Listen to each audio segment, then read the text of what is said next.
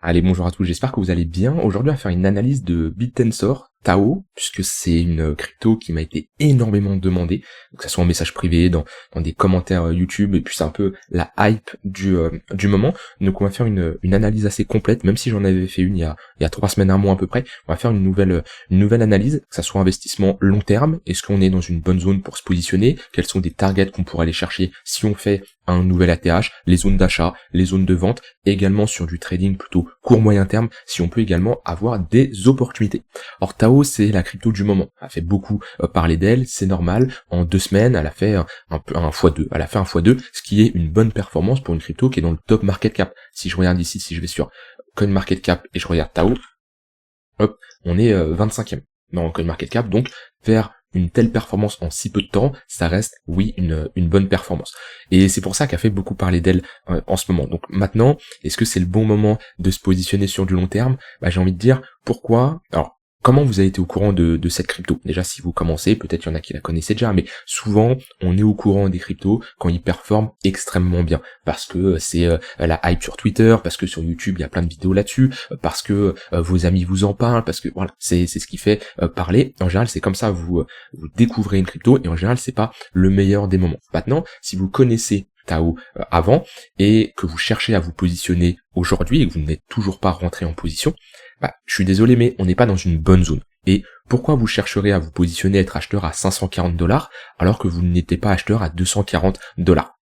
Actuellement, on n'est pas dans une bonne zone. Moi, ce que je recommande pour toute personne, même qu'elle soit débutante, intermédiaire, confirmée, et qu'elle veut trouver une bonne zone pour se positionner, apprend son Fibonacci. Ici, retracement de Fibonacci, apprend le point le plus bas, le point le plus haut, met les retracements classiques, et la zone idéale, c'est du basique. Ici, c'est de l'analyse technique simple, d'accord? C'est la zone de rechargement long terme, entre les 0,118 et 0,786. Si vous avez un actif avec des bons fondamentaux, il aura de grandes chances, en général, de poser un bottom dans cette zone de rechargement long terme. Là, je parle, on n'est pas en bear market, parce que si on est en bear market, même s'il y a des fondamentaux plus solides, on peut aller chercher bien plus bas, comme les 0,886. Mais ici, on n'est pas sur un bear market, on est, oui, sur une bonne correction, on est revenu chercher une très bonne zone. Tout investisseur professionnel ne peut pas se positionner lorsqu'on a ici des gros phases de pump. On a ici un x6 en quelques semaines. Là, on refait une grosse performance. Non, il trace son Fibonacci, il détermine sa zone d'intervention. Si on n'y va pas, tant pis, on continue à monter et on aura un retracement qui sera plus tard. Et si on y va, c'est le moment dans cette zone-là qu'il faut agir. Maintenant, j'ai envie de dire actuellement, on n'est pas dans une bonne zone. On n'est pas dans une bonne zone parce que si je trace un Fibo comme ça, qu'est-ce qu'on se constate? On est dans nos zones de rechargement de short. Donc là, on va être même plutôt dans une zone intéressante pour potentiellement prendre des profits. Alors prendre des profits, c'est toujours subjectif. Ça peut être un TP partiel, 15-20% de votre exposition. Voilà, ça va dépendre de votre profil, si vous êtes investisseur long terme, court terme ou pas. Bien sûr, ça c'est différent. Mais actuellement, on est plutôt dans une zone de résistance et on a déjà bien retracé. Donc, j'ai envie de dire que la zone ici, pour se positionner, elle est compliquée. Déjà parce que le risk-reward n'est pas intéressant. Avoir un bon risk-reward, c'est primordial, même sur vos investissements. D'accord? Si vous rentrez ici, vous avez une entrée sur les 545 $. La plupart, vous avez une zone d'invalidation qui est à 0 $, parce que sur vos investissements, vous mettez pas de stop loss et vous êtes en mode hold, hold, hold. Donc, on peut mettre un stop loss à 0 $. Pour avoir un risk-reward intéressant, c'est-à-dire de minimum 2 pour 1, ça vous donne une target à 1600 $. Est-ce que 1600 $ est impossible? Ça peut être une target réaliste si on a une hype sur les cryptos. Mais est-ce que d'un point de vue probabilité, associé à un risk-reward de 2 pour 1, c'est intéressant? Moi, j'estime que non. Que la personne qui se positionne dans la zone de rechargement de longue, je dis pas d'avoir le point le plus bas, je prends le milieu, vous voyez, je dis pas que vous devez rentrer à 155 $, personne peut avoir le point le plus bas, c'est pas possible. Mais si vous rentrez dans cette zone-là, déjà, pour aller chercher un risk-reward de 2 pour 1, vous voyez, ça vous demande d'aller faire un nouvel ATH, ce qui est déjà beaucoup plus réaliste, et d'un point de vue statistique, d'un point de vue probabilité, c'est beaucoup plus intéressant. Donc, actuellement, non, on n'est pas sur une bonne zone, et je pense que si je regarde le Google Trend, ça m'étonnerait pas d'avoir ici une phase de hype sur Tao. Alors je vais pas mettre Tao parce que je pense pas qu'on va l'avoir. Je mets BitTensor, je l'ai bien écrit, oui. Dans tous les pays, on va mettre 12 derniers mois. Voilà, vous voyez, on a une grosse phase de hype. C'est-à-dire que là, on avait un gros intérêt, hein. Google Trends, ça permet de savoir les termes de recherche qui sont les plus recherchés en fonction de certains critères, en fonction d'un type de pays. Donc là, j'ai mis dans tous les pays, en fonction d'une période de temps, etc., etc. Donc là, les 12 derniers mois, BitTensor, on voit que on est sur une phase ici assez élevée. Alors, ils me disent que les valeurs correspondant à ce point de données sont incomplètes, c'est normal, c'est la période actuelle, on en saura plus dans les prochaines semaines, mais on voit que on est ici sur une grosse phase de hype sur les dernières semaines. Et on voit que là, 3-9 mars, on a déjà un intérêt assez important. Et le 3-9 mars, c'était globalement le top de marché. Vous voyez ici, 4 mars, c'était globalement dans cette zone-là. Je dis pas qu'on va marquer un top de marché. Je dis juste que on voit qu'il y a un intérêt très important sur BitTensor. Et moi, être acheteur ici, ça peut pas me correspondre, je ne peux pas rentrer en position à ce niveau-là. Donc maintenant, vous allez me dire, quelles sont les zones automatiquement pour se positionner. Si on reprend notre Fibonacci, on a cette zone de rechargement long terme qui est très intéressante, entre les 317 et les 190 $, et on peut également mettre un Fibo de cette zone-là, ce qui nous donne globalement une confluence avec un retracement de Fibonacci beaucoup plus précis, entre les 329 et les 256 $. Bien sûr, si on fait un sommet plus haut, il faudra ajuster ce Fibonacci. On a un gros niveau ici qu'il faut pas réintégrer, c'est le gros pivot sur Tao, c'est le niveau des 360 $, qui peut faire office de support, qui sera un niveau intéressant également à surveiller pour chercher des achats.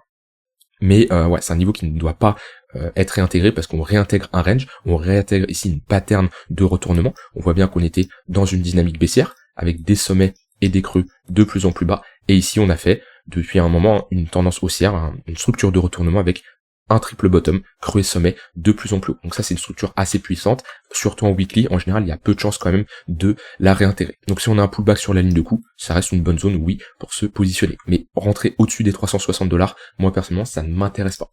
Et Tao, je l'ai beaucoup travaillé récemment, déjà sur du long terme, j'en ai accumulé à l'intérieur de cette zone-là. Moi, Tao, j'ai pas pu rentrer à 30 $, 30, 50 $, parce que je m'étais pas intéressé à cette crypto. J'ai commencé à m'y intéresser quand on a pump ici, vous voyez, comme beaucoup de personnes, quand on a une crypto qui pump, on se demande voilà pourquoi, c'est quoi les fondamentaux, etc., etc. Et c'est là où on se rend compte que, ok, il y a un potentiel. Mais vous voyez, j'ai attendu assez longtemps parce que ici, j'ai fait le même travail que je vous ai dit. Je vous ai dit, j'ai tracé mon Fibo, j'ai vu ma zone de rechargement et j'ai attendu qu'on aille chercher cette zone-là. On n'a pas été chercher cette zone-là, tant pis, c'est pas grave, je ne FOMO pas. J'ai mon plan, j'ai ma stratégie, je rentre uniquement dans des retracements, dans des zones de localisation qui m'intéressent. Et on voit que, on peut dire, j'ai vu le prix partir et faire un x3 sous mes yeux sans être rentré en position. Alors que j'aurais pu rentrer un peu plus agressif, mais non, j'ai refait le même travail. J'ai tracé mon Fibo ici, et hop, j'ai attendu cette fois-ci qu'on retourne dans ma zone. Et cette fois-ci on est revenu, je suis rentré sur du spot long terme. Et Tao, je l'ai même travaillé là récemment sur du trading moyen terme, parce que j'ai joué le break.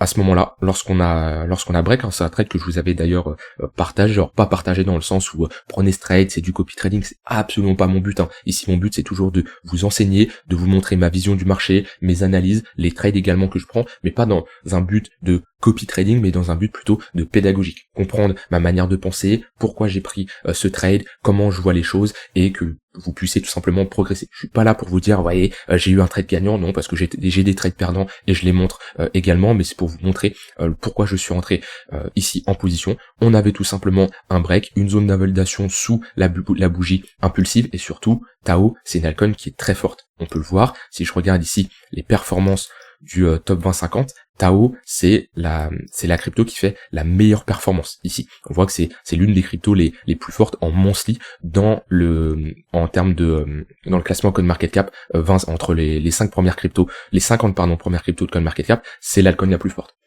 Quand on fait de la continuation de tendance ou même qu'on joue à un break, il vaut mieux se positionner sur une altcoin qui a du flux. Et ça, on peut le mesurer avec le MACD. On met un MACD, on se met en daily, vous voyez le flux haussier qu'elle a. Quand on a un flux comme ça, qui est bien haussier, qu'on break des niveaux de résistance, on cherche à accompagner tout simplement la tendance. Et on voit au moment du break, on a un fort flux sur le MACD, ça nous montre qu'on a un signal assez acheteur et qu'on a un momentum qui est dans la main des acheteurs. Et on se positionne toujours dans le sens de la tendance. En tout cas, moi, c'est comme ça que je fonctionne. Et là, ce break était plutôt pas mal. Donc si je récapitule là sur du long terme, on n'est pas dans une bonne zone, vous avez vu les bonnes zones pour se positionner. Maintenant, si on décide d'aller plus haut, quels sont les niveaux intéressants pour prendre des profits? On est dans une première zone pour prendre des profits. Quand vous positionnez comme ça sur une altcoin, vous avez un curseur d'exposition. C'est-à-dire que vous dites, ok, bah moi par exemple, on va prendre un exemple, j'ai un capital de 10 000 $. Ok, cette personne-là a un capital de 10 000 $, elle va répartir ça sur BTC, Ether, des altcoins, et elle va se dire, tiens, moi j'ai envie de mettre 10%, donc 1000 $ sur Tao.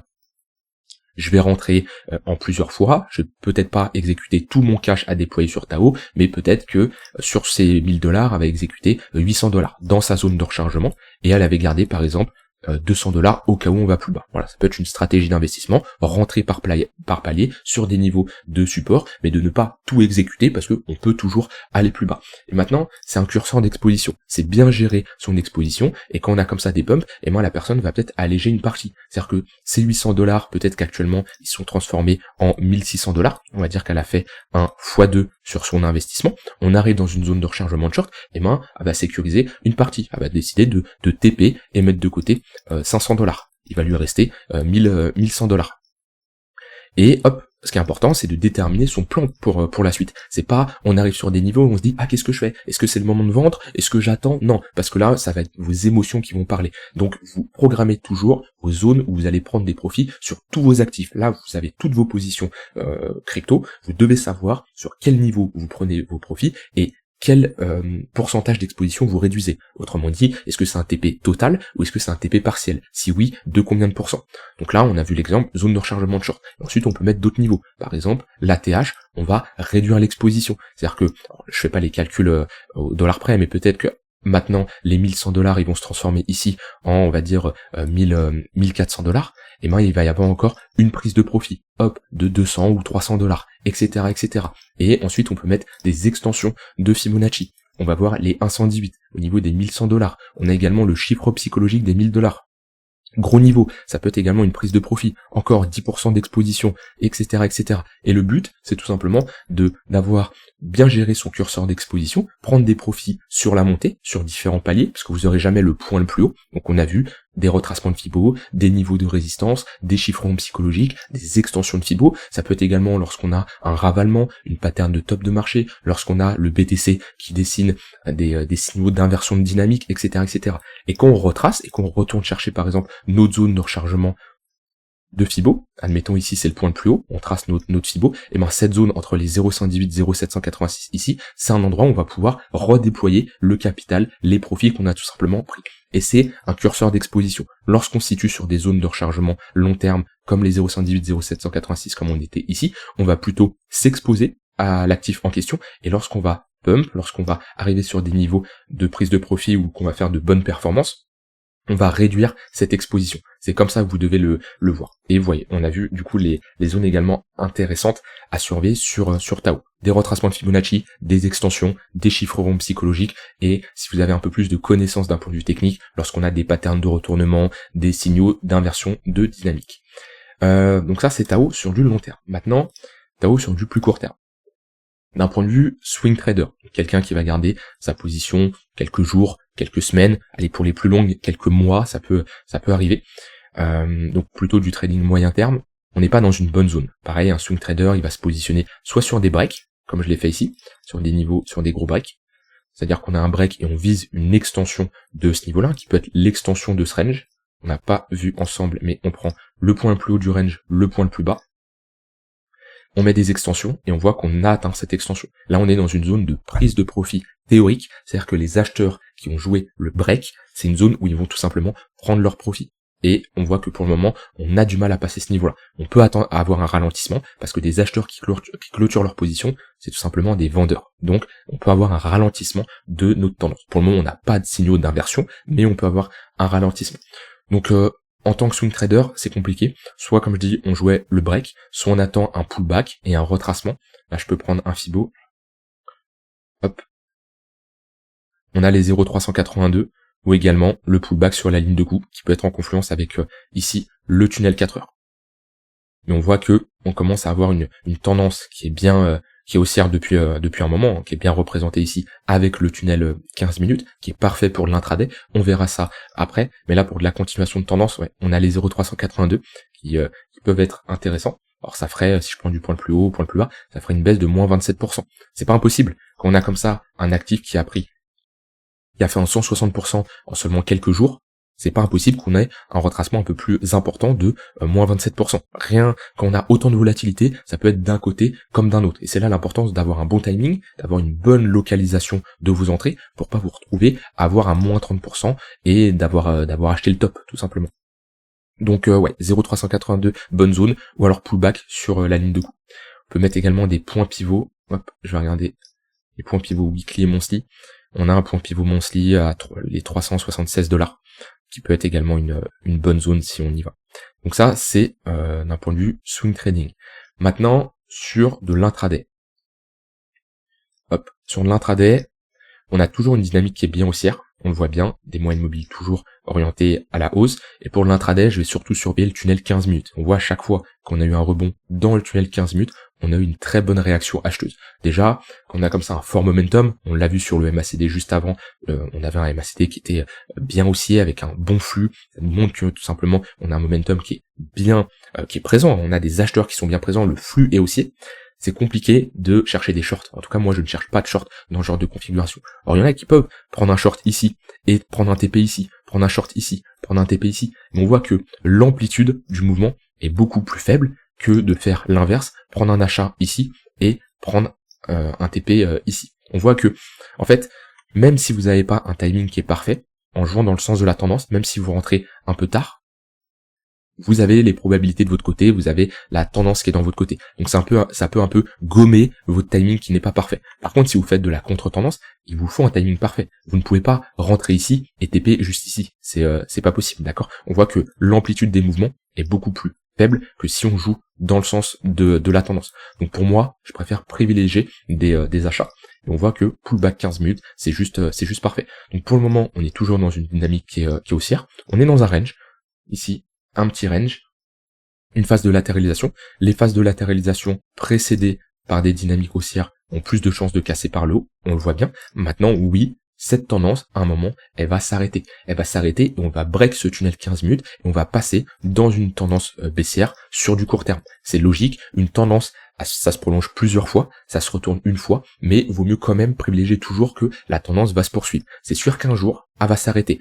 Je ne sais pas si ça va être ce range-là, si on peut pas l'anticiper à l'avance. Peut-être qu'on va à nouveau break, refaire un range, et cette fois-ci le break à la baisse. Mais dans tous les cas, si vous jouez la tendance, vous devez toujours partir du principe que le range va avoir une poursuite de la dynamique. Alors ça vous oblige pas de rentrer ici et d'avoir un TP hyper haut. Vous pouvez avoir un TP partiel sur le haut de range et laisser courir votre position si on a une continuation de notre tendance. Mais là, pour moi, quand je vois comme ça un range, dans ma tête, quand je trade, je me dis, ce range-là a plus de chances de casser par le haut. Est-ce que c'est pour ça que je vais mettre la maison, je vais all-in, je vais aller faire un prêt pour rentrer sur mon trade sur Tao parce que c'est sûr que le trade va partir par le haut? Non, j'estime d'un point de vue probabilité que oui, il y a plus de chances. Maintenant, il y a toujours des probabilités qui cassent par le bas et le risque est toujours présent et ce risque, bien sûr, doit être contrôlé.